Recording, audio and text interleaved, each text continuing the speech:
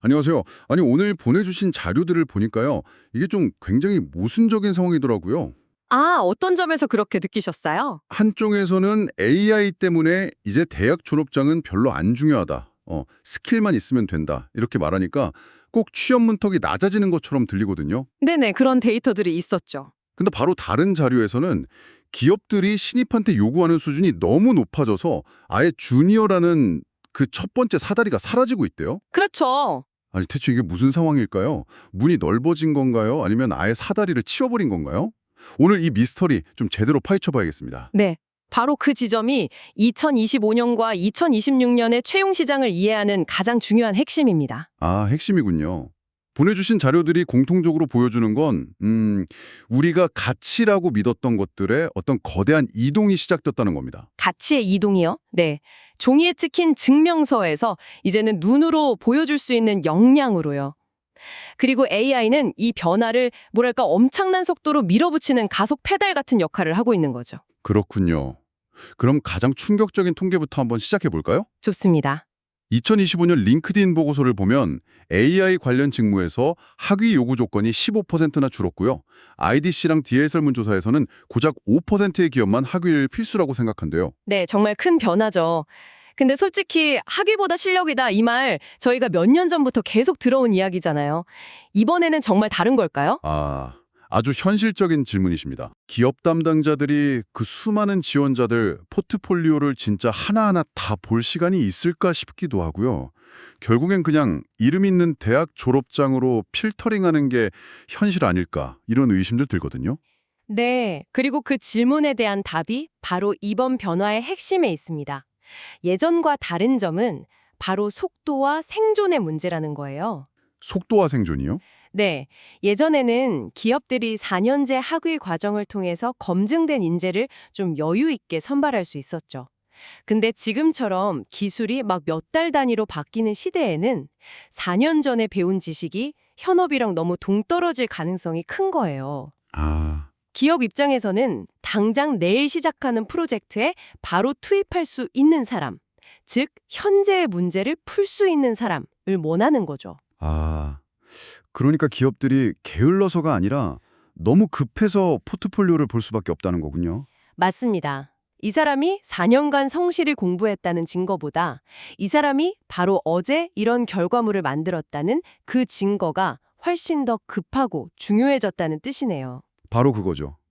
포트폴리오나 특정 기술 자격증은 그 사람의 실무 역량을 가장 빠르고 또 직접적으로 보여주는 신호가 되거든요. 그렇군요.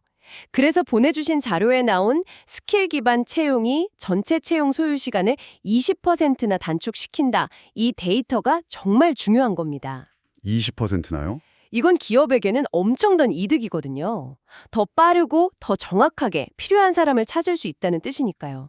수백 개 이력서를 학벌로 거르는 것보다 잘 만들어진 몇 개의 포트폴리오를 깊게 보는 게 훨씬 효율적이라는 계산이 선 겁니다. 그렇군요. 그럼 이제 포트폴리오는 단순히 제가 이런 걸 만들었어요 하고 결과물만 쫙 보여주는 그런 갤러리가 되면 안 되겠네요. 네, 맞습니다. 제가 이런 복잡한 문제를 만났는데 이런 과정을 거쳐서 이렇게 해결했습니다. 라는 뭐랄까 한편의 문제 해결 다큐멘터리가 되어야겠어요. 정확합니다. 그리고 그 다큐멘터리는 이제 더 이상 개발자나 디자이너만의 전유물이 아닙니다. 아, 다른 직무도요? 물론이죠. 마케터라면 조회수가 폭발했던 소셜미디어 캠페인의 그 데이터 분석 과정과 인사이트를, 기획자라면 복잡한 시장 상황을 분석해서 신규 서비스 전략을 도출해낸 그 과정을 담은 문서를 포트폴리오로 만들 수 있는 거죠. 아, 자신의 전문성을 증명하는 방식 자체가 지금 완전히 바뀌고 있는 겁니다. 잠깐만요. 그럼 여기서 아까 제가 처음에 던졌던 그 모순으로 다시 돌아가게 되는데요. 네. 포트폴리오의 내용 자체가 달라져야 한다는 말씀이시잖아요. 단순히 앱 하나 만드는 게 아니라 복잡한 문제를 해결하는 능력을 보여줘야 한다면 이건 신입한테는 너무 높은 기준 아닌가요? 실제로 다른 자료를 보면 52%의 기업이 AI 자동화 때문에 신입 직무를 더 높은 수준의 기술을 요구하도록 재설계하고 있다는데요. 와, 이건 정말 이제 막 사회에 나오려는 분들한테는 등골이 서늘해지는 이야기인데요. 네, 맞습니다. 그 두려움이 지금 시장의 현실을 정확히 보여주고 있습니다. 그럼 주니어라는 단계 없이 그냥 바로 시니어가 되라는 말처럼 들리기도 하고요. 그게 가능한가요? 주니어가 사라지는 현상은 AI 자동화의 아주 직접적인 결과입니다. 아, 과거에 인턴이나 신입사원이 몇 달에 걸쳐서 하던 업무들 있잖아요. 예를 들어서 수천 개의 엑셀 데이터를 막 정리하거나 테스트를 위해 간단한 코드를 반복적으로 짜는 일들. 네네. 그런 단순 업무들이요? 이제 이런 잔업들은 코파일럿이나 챗GPT 같은 도구들이 그냥 몇 분, 몇 초 만에 다 해치워버립니다. 아, 그러니까 신입들이 실무를 배우고 경험을 쌓을 수 있었던 가장 기본적인 훈련의 기회, 바로 그 잔업들이 사라져버린 거군요. 맞습니다.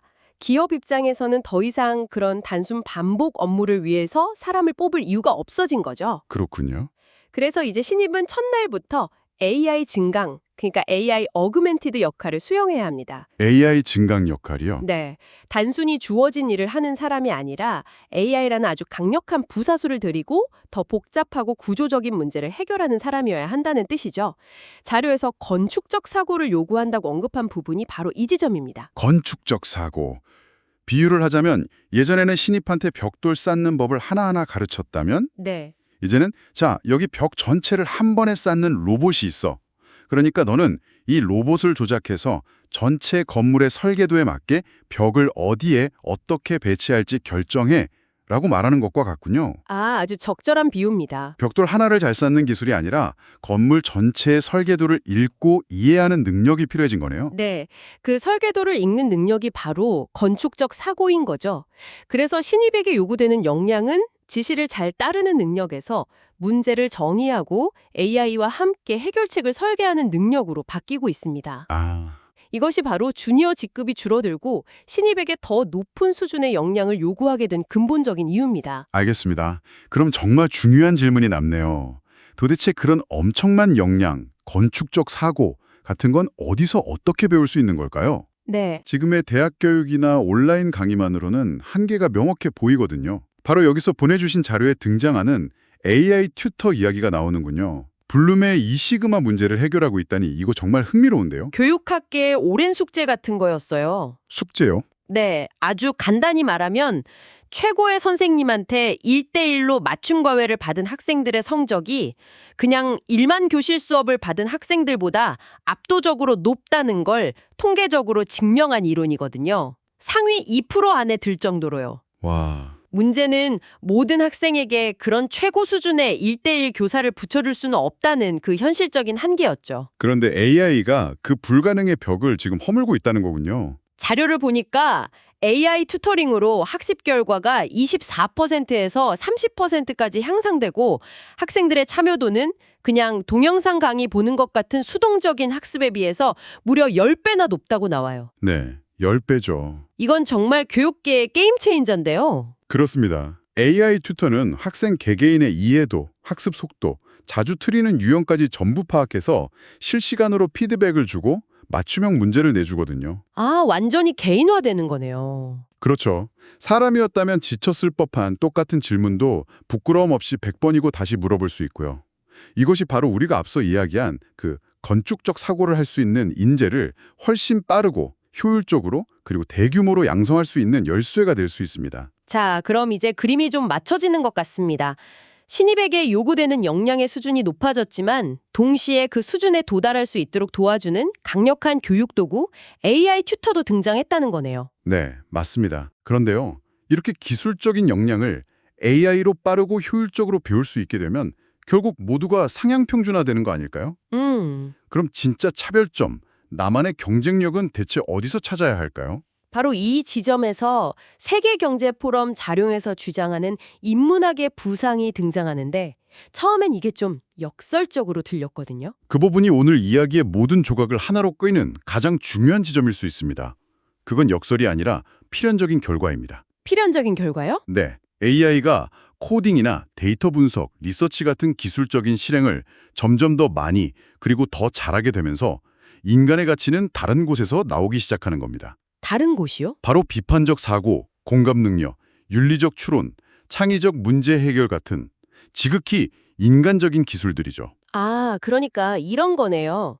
AI가 1초 만에 완벽해 보이는 시장 분석 보고서를 딱 써줘도 잠깐 이 보고서가 학습한 데이터 소스는 혹시 특정 인구 집단에 편향되어 있지 않나? 그렇죠. 이 보고서의 결론이 우리 회사의 핵심 가치와 충돌하지는 않을까? 하고 이렇게 제동을 걸 수 있는 능력. 그게 바로 진짜 실력이라는 거군요. 맞습니다. AI가 가속 페달이라면 인간은 핸들과 브레이크 역할을 해야 한다는 말씀이시죠. 정확합니다. 2026년의 채용 담당자는 단순히 코딩 실력이 뛰어난 사람을 찾는 게 아니에요.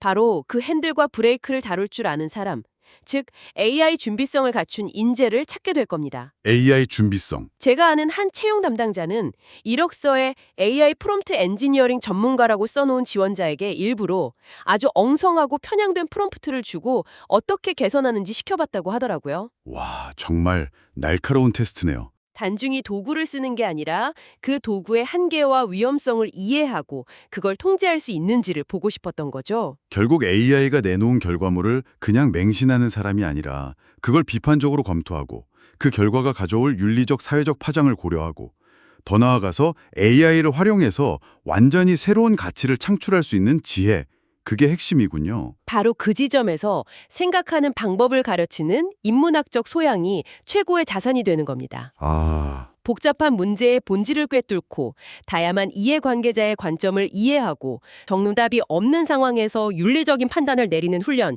이게 인문학의 핵심이니까요. 네, 그렇죠. AI가 답을 찾는 속도는 인간이 절대 따라갈 수 없겠지만 이게 과연 우리가 풀어야 할 올바른 질문인가? 라고 묻는 능력은 여전히 그리고 앞으로 더욱더 인간의 영역에 남아 있을 겁니다. 자, 그럼 오늘 우리가 파헤쳐본 디스토리가 드디어 풀린 것 같습니다. 이 모든 내용이 지금 이 순간 당신에게 무엇을 의미할까요? 네. 정리해보면 미래의 직업시장에서 당신의 가치를 증명하는 것은 벽에 걸린 졸업장이 아니라 당신의 문제 해결 과정을 보여주는 살아있는 포트폴리오가 될 겁니다. 맞습니다. 그리고 그 포트폴리오에 담겨야 할 핵심은 단순히 기술을 실행하는 능력을 넘어서 AI라는 강력한 동료와 효과적으로 협업하는 능력, 그리고 AI는 결코 복제할 수 없는 비판적 사고나 공감 능력 같은 인간 고유의 기술들이 조화롭게 어우러진 모습일 거고요. 맞습니다. 보내주신 자료들이 보여주는 큰 그림은 가치가 정적인 증명서에서 역동적인 역량으로 이동하고 있다는 것입니다. 역동적인 역량. 네. 한번 취득하면 끝나는 학위가 아니라 끊임없이 배우고 성장하며 쌓아가는 실질적인 능력 말이죠. 핵심은 인공지능과 힘겹게 경쟁하는 대신에 인공지능을 보완하고 그 능력을 증폭시키는 자신만의 기술 조합을 꾸준히 발전시키는 데 있습니다. 마지막으로 이런 생각을 한번 해보면 어떨까요? 오늘 우리가 이야기한 것처럼 AI 튜터가 코딩이나 데이터 분석 같은 기술적인 전문성을 이렇게나 효율적으로 개인 맞춤형으로 만들어낼 수 있다면 어쩌면 진정한 장기적 커리어의 우위는 기술 그 자체가 아닐지도 모릅니다. 오히려 지금까지 학교가 제대로 가르치지 못한다고 비판받아왔던 바로 그 인간적인 기술들, 즉 AI에게 올바른 질문을 던지는 능력, 복잡한 윤리적 딜레마를 해결하는 지혜, 그리고 기술이 놓치는 인간의 마음을 읽어내는 공감 능력을 마스터하는 데 있는 것은 아닐까요? 그것이야말로 AI 시대에 가장 대체 불가능한, 가장 강력한 자산이 될지 모릅니다.